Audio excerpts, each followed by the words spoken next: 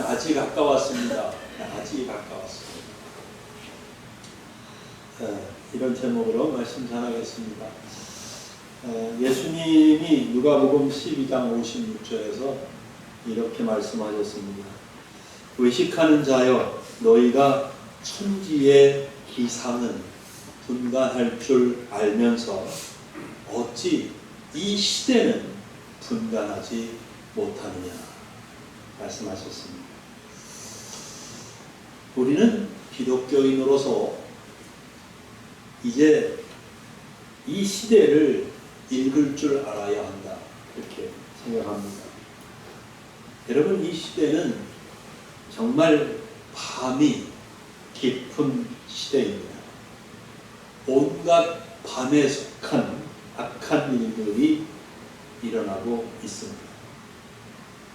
최근에 우리가 살고 있는 신림역에서 일어난 무차별 살인사건은 적지 않은 충격을 안겨주었습니다. 엊그제 아침 뉴스 보니까 범인 조선은 이 범죄가 계획 범죄라는 사실을 스스로 시인했다고 합니다. 정말 끔찍한 일이 아닐 수 없습니다. 막 태어난 영아들을 친부모가 살해하는 일이 있다는 뉴스도 듣습니다. 온갖 부정부패가 만연합니다. 각종 혐오 범죄가 빈번히 발생합니다. 자신의 삐뚤어진 성적 욕구를 채우려고 폭행을 저지릅니다. 작년 5월에 발생한 부산 서면 이른바 뒤돌려차기 강간 살인 미수 사건이 아직도 우리 기억 속에 생생합니다. 우리가 읽은 본문 11절에 자다가 깰 때가 되었다, 이렇게 말합니다. 12절에 보면 밤이 깊고 낮이 가까웠다, 이렇게 말합니다. 11절에 이 표현을 다시 다르게 말합니다. 이제 우리의 구원이 처음 믿을 때보다 가까웠습니다 라고 말합니다. 다시 말하면 지금 우리가 살고 있는 이 시대는 밤이 깊었고 이제는 곧 날이 밝아올 때가 되었고 그래서 자다가 깰 때가 되었다고 말하는 겁니다. 성령의 감동으로 사도 바울은 계속해서 이런 시대에 살고 있는 기독교인의 삶이 어떠해야 하는지 아주 명쾌하게 오늘 본문에서 제시하고 있습니다. 딱 두 가지입니다. 첫째는 어둠의 일을 벗으라, 이렇게 말합니다. 어둠의 일을 벗으라. 여러분, 날이 밝아오면 자리에서 일어나야 합니다. 잠에서 깨어 일어나야 하는 것이죠. 사도 바울은 또 어둠의 일을 벗으라고 합니다. 우리 알죠? 대부분 부끄럽고 악한 일들은 밤에 일어나기 때문입니다. 사도 바울은 밤에 일어나는 부끄럽고 악한 일들을 본문 속에 열거하고 있습니다. 그것들이 무엇입니까? 방탕한 것, 술에 취하는 것, 음란한 짓을 하는 것, 호색하는 것, 다투는 것, 시기하는 것 등등입니다. 기독교인은 이런 모든 것들을 벗어버려야 된다라고 가르침을 받습니다. 사도 바울 시대도 그렇지만 사실 지금 우리가 살고 있는 이 시대가 이런 어둠에 속한 일에 빠지기 훨씬 더 쉽다는 겁니다. 각종 대중 매체의 발달로 사람들은 이런 밤에 속한 어둠의 문화에 손쉽게 다가갈 수 있게 되었기 때문이죠.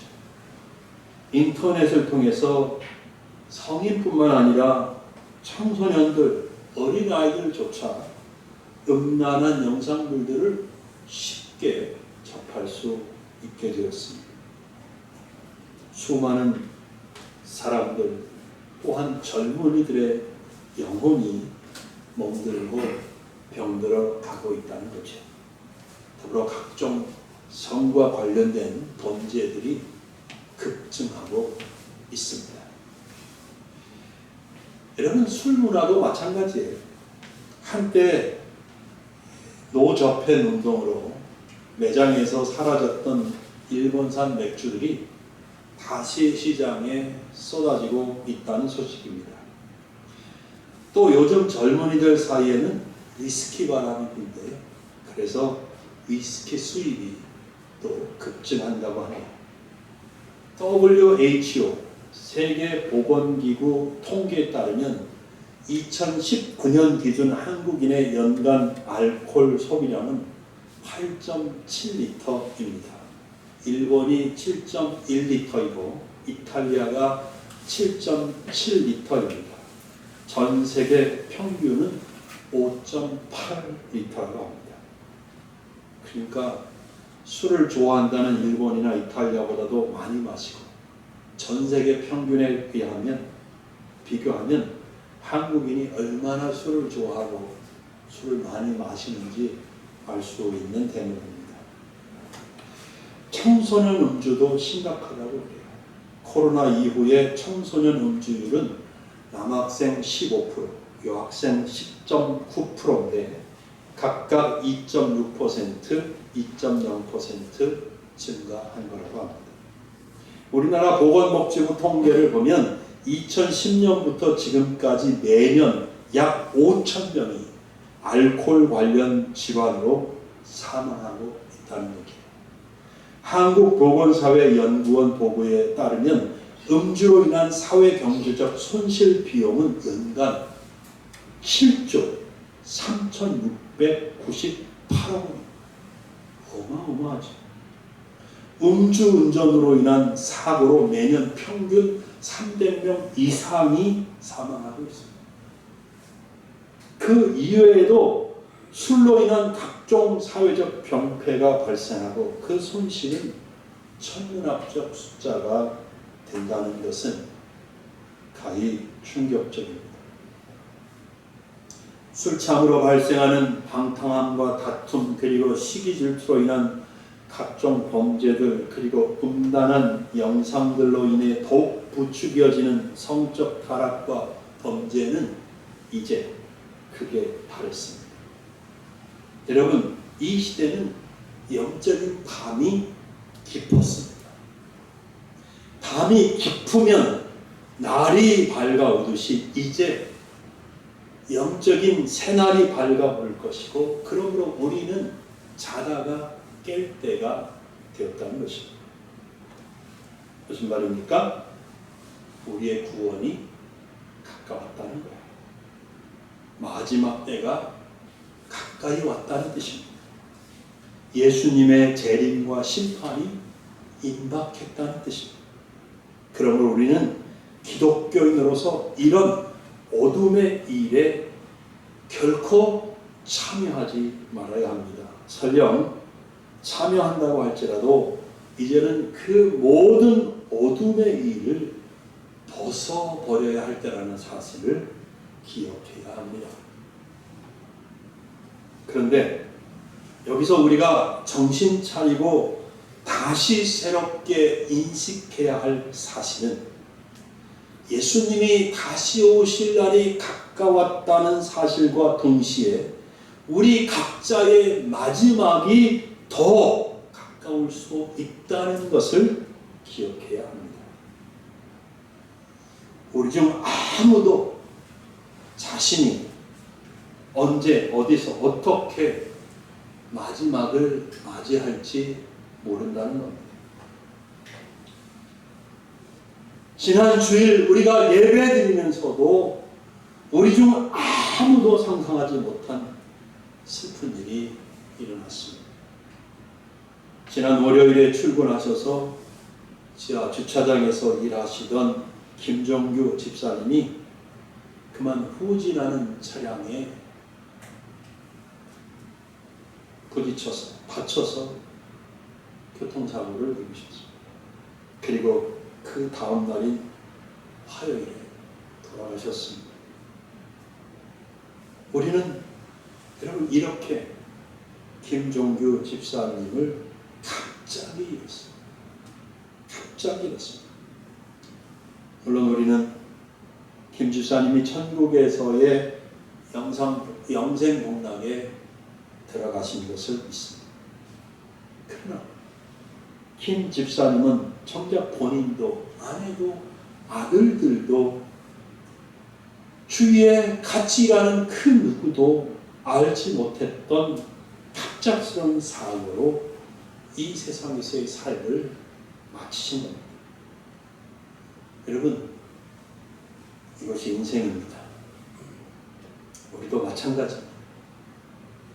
하나님은 언제 어디서 어떻게 이 땅에서의 삶을 끝내고 천국으로 오라고 우리를 부르실지 모릅니다.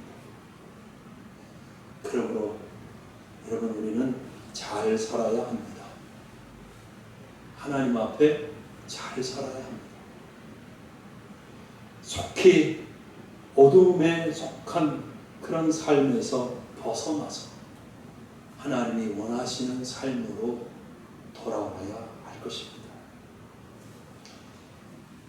둘째는 빛의 갑옷을 입으라고 말합니다.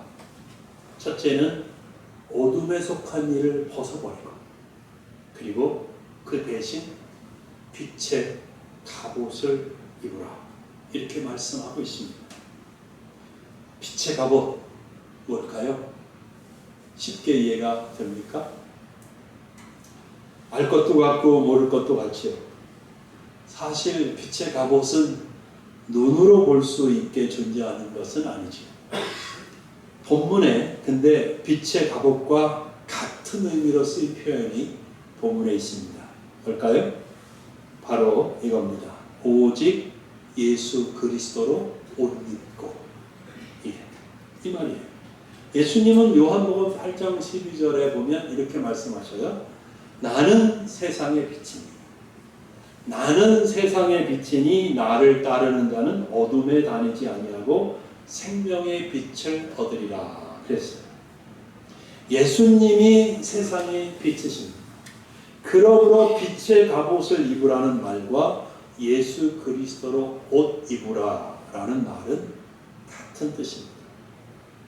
그러면 예수 그리스도로 옷 입으라 하는 이 말씀이 무슨 뜻일까요? 생각해 봐야 되겠죠? 자, 우리가 여러분 다 지금 나름대로 오늘 주일인데 잘 옷을 차려 입으시고 오셨습니다. 우리가 사람을 보면 그 사람이 어떤 옷을 입었는지 알아봅니다. 옷 색깔, 디자인, 옷의 소재 등등을 알 수 있습니다. 또 계절에 맞는 옷인지 아닌지도 알 수 있고요. 정장을 입었는지 아니면 평상복인지도 알 수 있습니다. 작업복을 입은 건지 아니면 운동복인지 압니다. 제복을 입는 경우가 있지요. 경찰, 군인, 뭐 또 직업상 판사나 의사들 또 가운 같은 거 입고 그럽니다. 그러면 옷을 보고 그 사람의 직업도 가늠할 수가 있습니다. 그리고 옷을 보면서 야, 입고 있는 옷이 참 멋있다, 아름답다, 또 어울린다, 편해 보인다 등등의 느낌도 다 나름대로 같습니다. 자, 우리가 예수 그리스도로 옷 입었다고 할 때 우리는 옷을 입었을 때 알 수 있는 이런 사실들을 적용해서 예수 그리스도로 옷 입는 게 무엇인지 생각해 볼 수 있다는 거예요. 자, 가장 중요한 사실은 우리가 예수 그리스도 옷 입었을 때 사람들이 우리가 기독교인이라는 걸 알아본다. 우리가 예수 그리스도로 옷 입었을 때 우리가 예수에게 속한 사람이라는 것을 사람들이 알 수 있다는 거예요. 우리가 예수 그리스도로 옷 입었을 때에 이 어둠에 속한 일에 열중하고 있는 세상 사람들이 우리는 뭔가 다르다라고 하는 사실을 알 수 있다는 거예요. 물론 처음 보는 사람이 말도 해보지도 않고 우리를 보자마자 기독교인인 것을 정확하게 알기는 어려울 수 있겠죠. 그러나 예수 그리스도로 옷 입은 사람의 얼굴에는 평안함이 있습니다. 여러분 얼굴을 제가 잠시 이렇게 스캔했는데 평안하십니다. 아멘. 네. 예수 그리스도 옷 입은 사람은 옷이 평안하고 감사하고 너무 안락하고 너무 좋아서 감사와 평안함이 있는 거예요. 그게 얼굴로 그대로 드러나게 마련이죠. 세상 근심과 걱정에 서려있는 얼굴이 아닙니다. 잘생겼든지 못생겼든지 예수 그리스도로 옷 입은 사람의 얼굴에는 아름다움과 평안함이 있습니다. 아멘. 사람들이 볼 때 뭔가 다르다. 보통 사람들과 다르다는 느낌을 받습니다. 예수 그리스도로 옷 입은 사람이 입을 열어 하는 말을 듣고 그가 사는 모습을 볼 때 사람들은 금방 저 사람은 기독교인이구나 라는 사실을 알아챌 수 있습니다. 몇 년 동안 같이 알고 지냈는데 나중에 교회 다녔어? 이런 말을 듣는다면 그는 문제가 있는 기독교인, 진짜 기독교인인지 의심할 수밖에 없죠. 예수 그리스도로 옷 입은 사람은 그 입에서 나오는 말씨가 말의 수준이 벌써 달라요. 그 말은 더럽지 않습니다. 그 말은 음란하지 않습니다.